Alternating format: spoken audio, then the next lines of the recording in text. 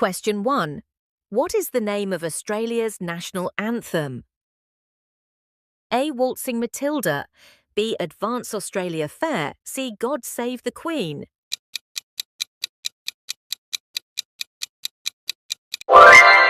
Correct answer.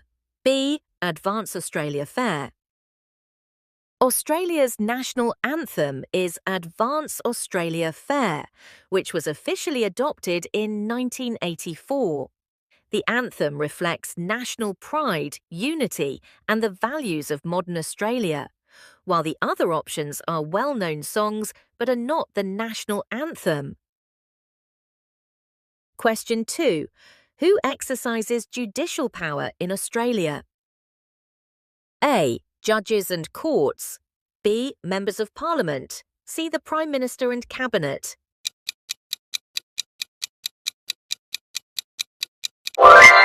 Correct answer.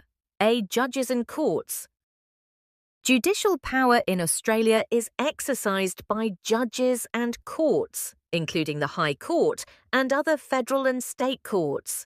Their role is to interpret and apply the law independently, which helps ensure fairness, resolve disputes, and uphold the rule of law without influence from the government or Parliament. Question 3. What is compulsory for Australian citizens aged 18 years or older? A. Voting is not compulsory. B. Voting only in local government elections. C. Voting in federal and state or territory elections.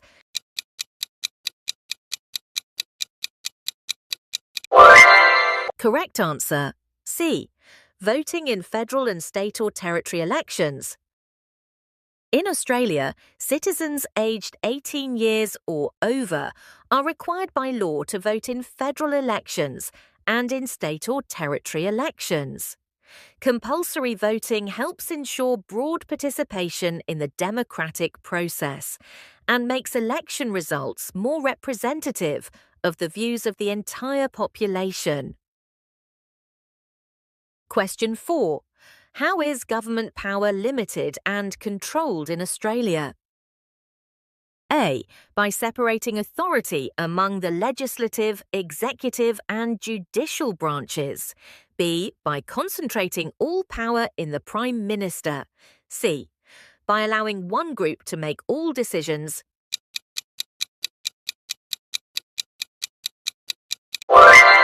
Correct answer. A.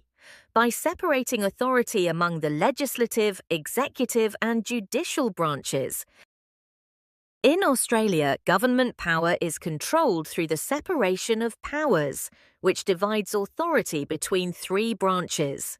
The legislative branch makes the laws, the executive branch administers and enforces the laws, and the judicial branch interprets and applies the laws. This system prevents any one person or group from holding too much power and helps protect democracy and the rule of law. Question 5.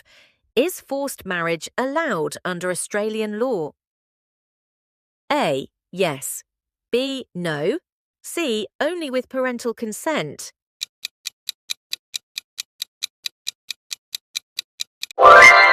Correct answer. B. No. Forced marriage is illegal in Australia because it violates individual freedom and human rights. Australian law requires that marriage must be entered into freely and with full consent by both people, and neither parents nor any other person can legally force someone to marry against their will. Question 6. What do the points of the white star on the Torres Strait Islander flag represent? A. The Australian states. B. The Commonwealth of Australia. C. The island groups in the Torres Strait.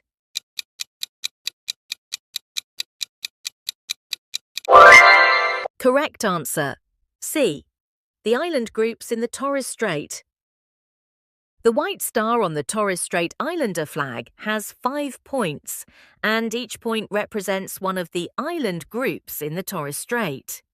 The star symbolises unity among these island groups and reflects the shared culture, identity, and heritage of Torres Strait Islander peoples. Question 7. What is judicial power in Australia? A. The power to interpret and apply the law. B. The power to make laws. C. The power to enforce laws.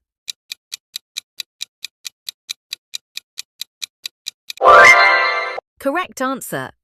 A. The power to interpret and apply the law. Judicial power refers to the role of courts and judges in interpreting and applying the law in individual cases. In Australia, this power is exercised by the High Court and other courts, and it is separate from legislative power, which makes laws, and executive power, which enforces them, helping to ensure fairness and the rule of law. Question 8. Where is the separation of powers set out in Australia? A. In local council laws. B. In the Australian Constitution. C.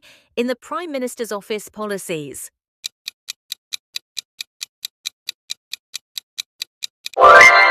Correct answer. B. In the Australian Constitution.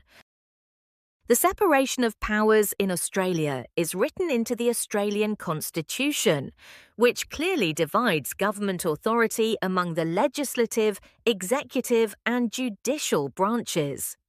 This constitutional framework helps prevent the concentration of power and protects democratic governance and the rule of law. Question 9. Who has freedom of speech in Australia? A. Only journalists and politicians. B. Only Australian citizens. C. All people in Australia as long as it is within the law.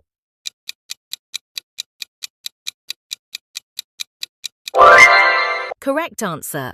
C. All people in Australia as long as it is within the law. In Australia, freedom of speech applies to all people, not only citizens, provided that it is exercised within the limits of the law. This means individuals can express their views freely while respecting laws that protect public safety, prevent harm, and uphold the rights of others. Question 10. What type of major industry is Western Australia especially known for? A. Tourism development projects. B. Mining projects. C. Agricultural projects.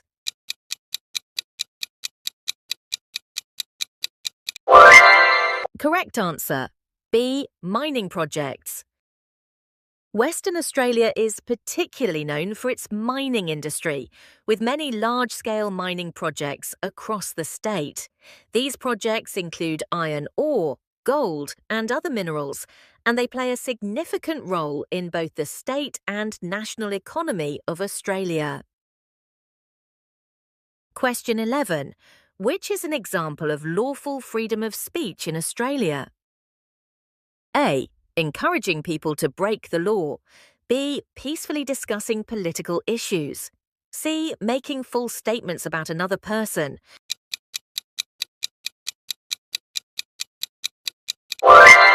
Correct answer. B. Peacefully discussing political issues. Lawful freedom of speech in Australia allows people to express their opinions and discuss ideas, including political views, in a peaceful and legal way. Speech that encourages illegal activity or harms others, such as making false claims, is not protected under the law. Question 12. Which Australian state is home to the Great Barrier Reef? A. New South Wales. B. Queensland. C. Victoria.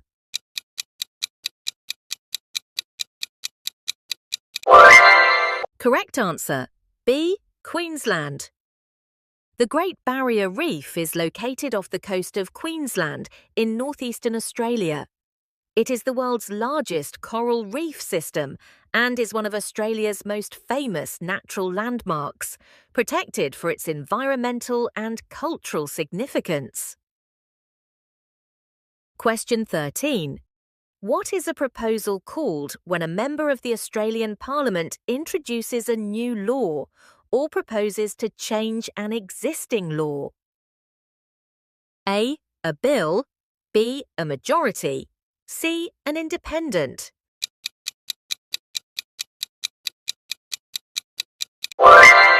Correct answer. A. A bill. In Australia, a proposed new law or a change to an existing law introduced to Parliament is called a bill. A bill is debated and considered by Parliament, and if it is passed by both houses and receives royal assent, it becomes law. Question 14. What are other names for the Australian government? A. The lower house or the People's House. B. The upper house or the State's House. C. The federal government or the Commonwealth government.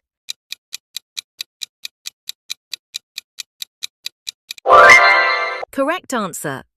C. The federal government or the Commonwealth government. The Australian government is also known as the federal government or the Commonwealth government. These terms refer to the national level of government, while the lower house and upper house are parts of Parliament, not alternative names for the government itself. Question 15. What does executive power mean in Australia? A. The power to put laws into effect. B. The power to make laws.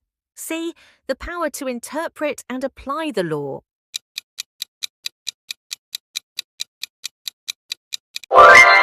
Correct answer. A. The power to put laws into effect. Executive power in Australia is exercised by the Prime Minister, government ministers, and the Governor-General. This power involves administering and enforcing laws passed by Parliament, which is different from legislative power, making laws, and judicial power, interpreting and applying laws. Question 16. What does it mean that voting in Australia is by secret ballot? A. Voting is compulsory in elections and referendums. B. Only correctly enrolled people are allowed to vote. C. People vote in private, so no one can influence or pressure them.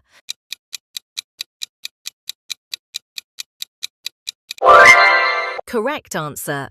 C. People vote in private, so no one can influence or pressure them. A secret ballot means that each person votes privately, and their choice is confidential.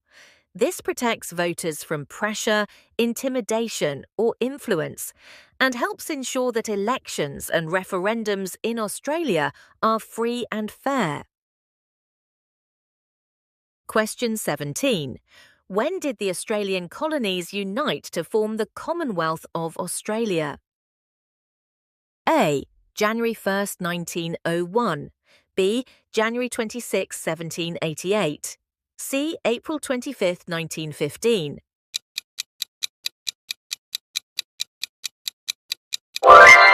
Correct answer. A. The 1st of January 1901.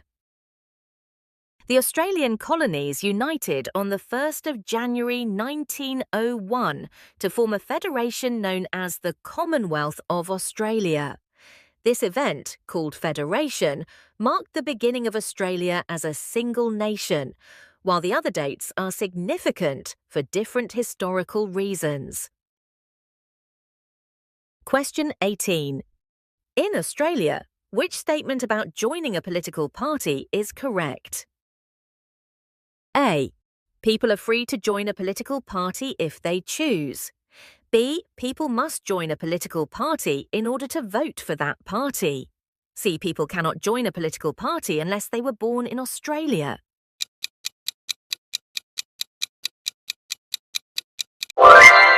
Correct answer. A. People are free to join a political party if they choose.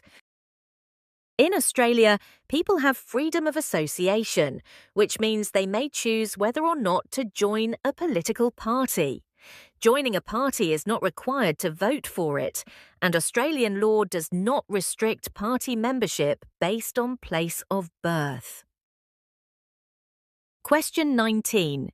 What type of climate and environment is found in the northern part of the Northern Territory? A. Desert climate. B. Tropical climate. C. Temperate climate.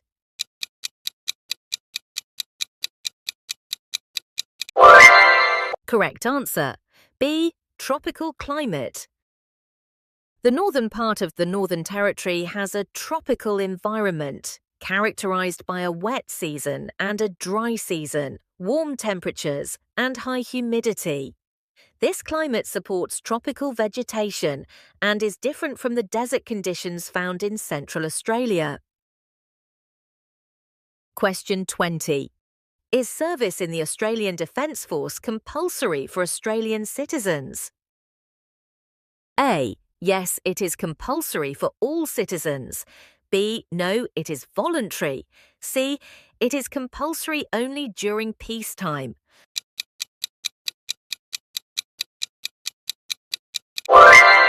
Correct answer. B. No, it is voluntary. Service in the Australian Defence Force is voluntary in Australia, meaning citizens are not required by law to join.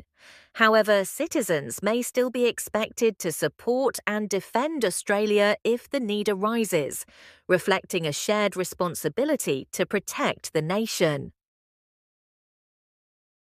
Thank you for watching.